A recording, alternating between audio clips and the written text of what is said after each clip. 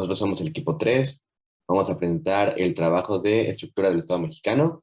Mi equipo está conformado por Baltasar Vargas, Mani de Los Ángeles, García Lara, Ana Estela, Icona Rodríguez, Daniela Marlene, Segovia Hernández, Melanie Natasha y su servidor, Brandon Quintero. La siguiente. Bueno, los temas que vamos a hablar hoy es territorio nacional, división política, cómo se formó la República Federal y la estructura de los poderes políticos. En primer punto hablaremos del territorio nacional. Consta de 5 puntos, que son el nombre oficial, su extensión territorial, cómo se conforma, qué fronteras tiene y cuál es su población.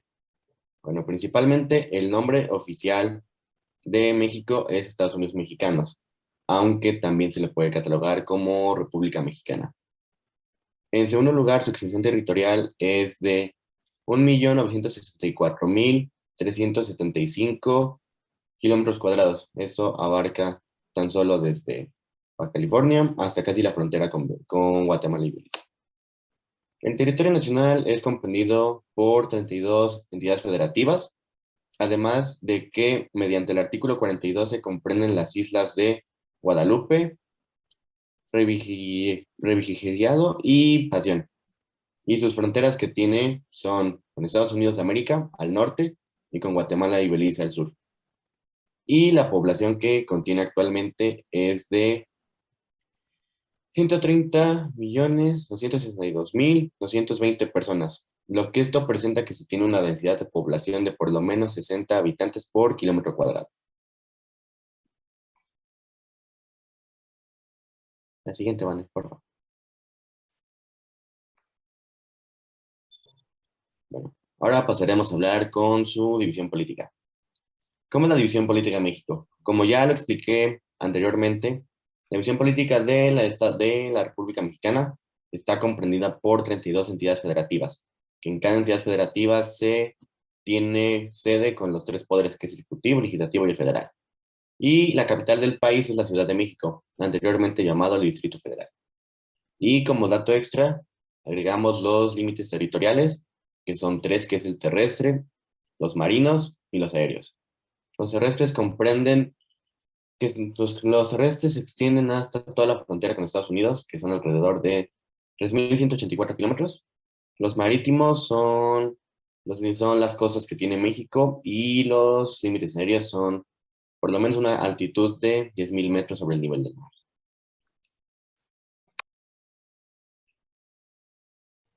Los antecedentes a la formación como República Federal.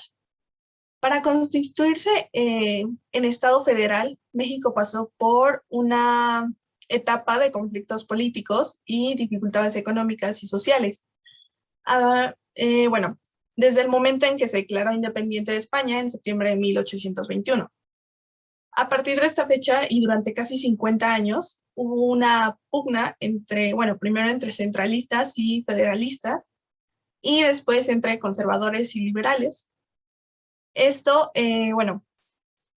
retrasó el proyecto federal que ya se tenía, propuesto por los defensores radicales del liberalismo desde los primeros momentos de la vida independiente. Después de esto vino lo que es un pacto federal que lograría garantizar la autonomía de las provincias. Este pacto es de modelo estadounidense, y los federalistas del siglo XIX veían en este sistema una vía de solución capaz de unificar los múltiples intereses regionales en el territorio mexicano. La siguiente, por favor. Sobre la Constitución, en 1824 se expedió la primera Constitución política de carácter federalista. Esta, nombrada Estados Unidos Mexicanos, que todavía sigue vigente dicho nombre, pero sin embargo hubo una persistente oposición por el grupo centralista conservador.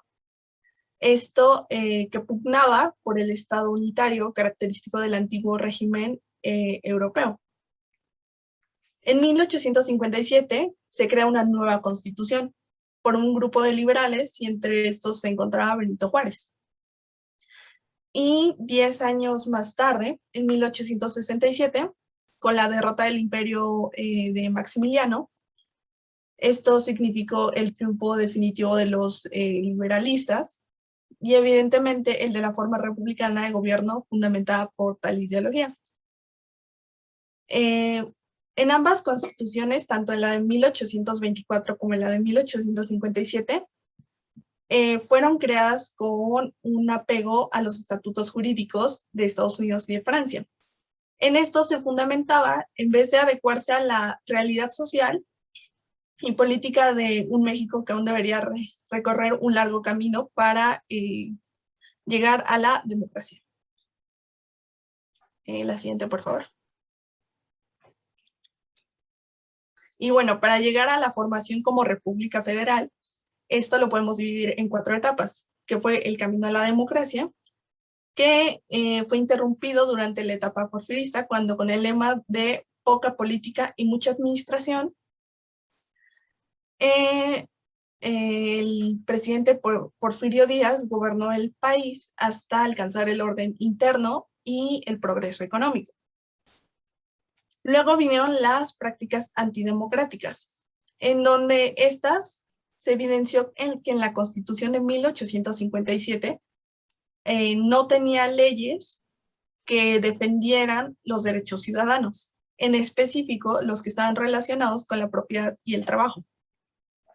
Años más tarde vinieron los excesos del porfirismo, en donde se exigía una necesidad de un cambio de forma de gobierno, y en esta etapa todavía se aspiraba a la democracia para no repetir la historia, en donde, bueno, dicha situación era que el presidente de la República gobernaba por encima de las leyes. Con esto viene la revolución de 1910 a 1917, que fue iniciada en noviembre de 1910 y fue liderado este movimiento por Francisco I. Madero. Este se oponía a la reelección del general Porfirio Díaz. Dicho personaje fue dictador que gobernó el país por más de 30 años. Y bueno, todas estas etapas en conjunto nos llevan a la Constitución de 1910, que fue promulgada en febrero de 1917, y es un conjunto de, bueno, en ella hay un conjunto de leyes con una gran cantidad de reformas que la van adecuando a circunstancias particulares, y actualmente todavía rige la nación mexicana bajo un sistema presidencialista.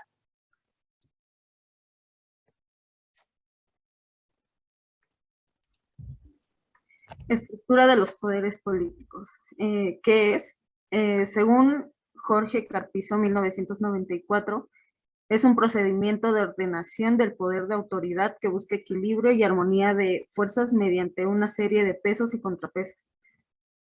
La división tradicional en la que se ha basado la existencia de los 3 poderes se divide en ejecutivo, legislativo y judicial, que se justifican debido a las necesidades funcionales de mutuo control.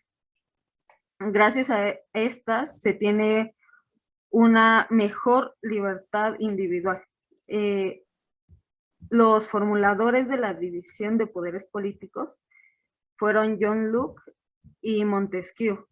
Ambos tenían la idea de que el poder político no le debía pertenecer solamente a una persona, sino que se debía repartir en órganos políticos que gobernaran estos poderes y que se autocontrolaran mutuamente.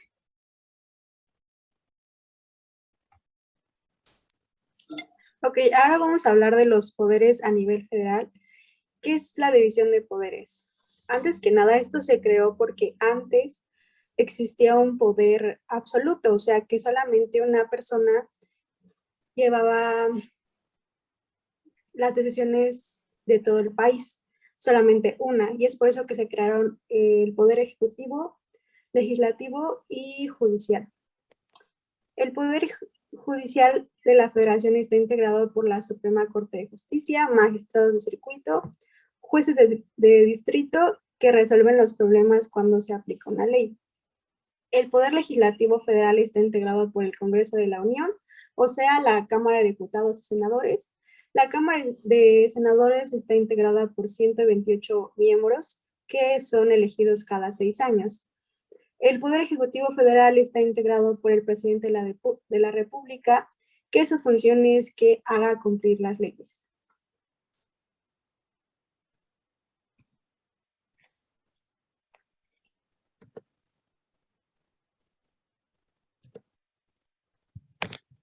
Bueno, ahora vamos a hablar sobre los diputados. ¿Qué es un diputado? Es una persona elegida por votación popular que forma parte de una cámara legislativa. Esto amplía la voz de las personas, prueba los presupuestos, busca un buen ejercicio para poder darlo a conocer y hace y propone y pone a prueba las propuestas. La función de un diputado es legislar, es decir, presenta propuestas para formar, crear y eliminar leyes que sean necesarias para el beneficio de todos los ciudadanos, asimismo vigilar los recursos publicados federales. La Suprema Corte de Justicia, ¿qué es? Es la encargada de atender los recursos de gente interpuesta contra las resoluciones que dicen los juzgados del distrito a los tribunales. Lo que ellos hacen es instruir, coordinar y supervisar. Ahora vamos a hablar sobre los poderes en las entidades federativas, en los estados. Está integrado por el Poder Legislativo, que es el responsable de gestionar diariamente el Estado y ejecuta leyes y políticas que tienen que ser aplicadas, que representan a la nación. El Poder Ejecutivo, que es el responsable para gestionar o decir al Estado condiciones y ejecutar leyes que sean hechas bien. Los secundarios es la Cámara de Diputados, Gobiernos del Estado y Tribunal Superior. Bueno, la Cámara de Diputados está llamada, es la Cámara baja el Poder Legislativo Federal de México, integrado por el Senador de la República, una asamblea que se hace en un lugar. El gobierno del estado es el que son los principales pilares operativos que forman en el estado.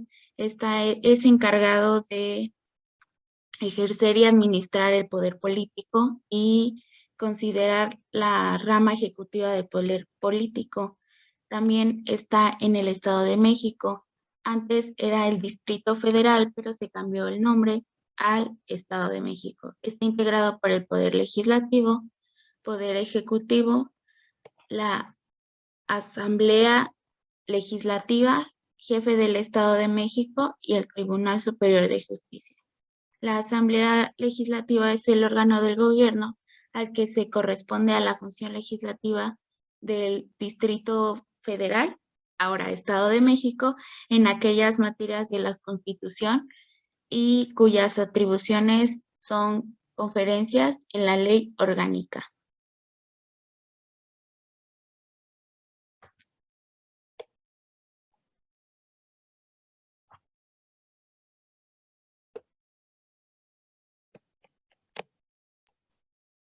Bueno, ahora hablaremos sobre los poderes en el Distrito Federal. ¿Por qué el cambio de nombre?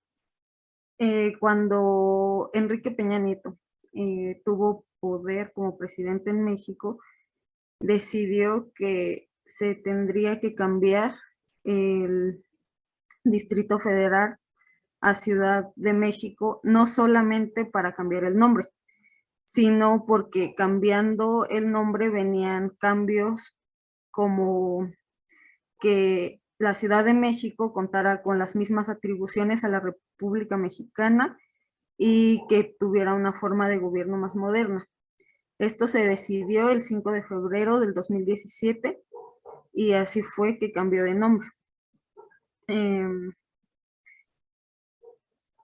Esta denominación política no refería a que fuera un estado en particular, ya que los distritos federales eran subordinados al estado. Entonces estaba limitado su desarrollo como en la administración gubernamental. ¿Quiénes representaban a los tres poderes?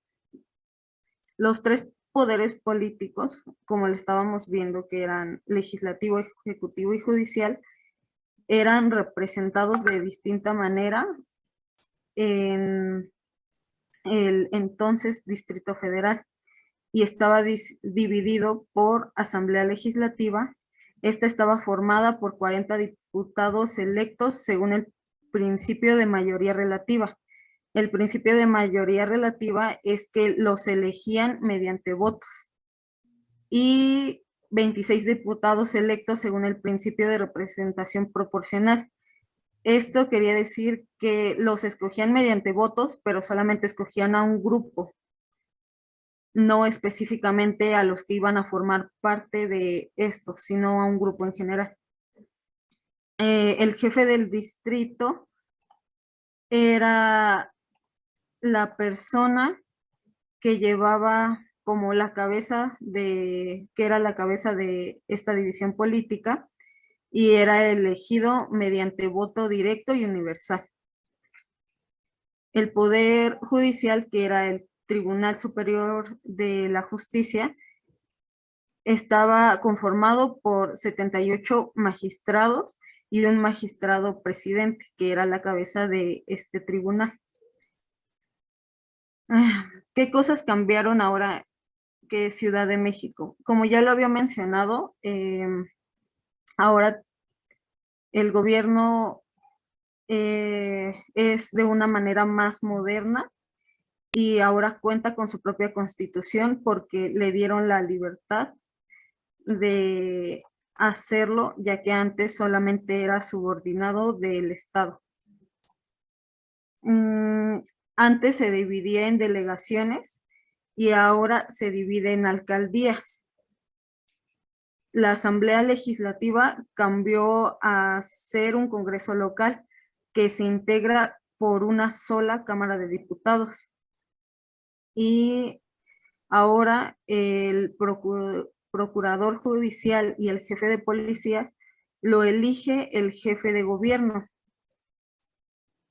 Esos fueron los cambios más notorios que se dio al cambiar el Distrito Federal a ser Ciudad de México.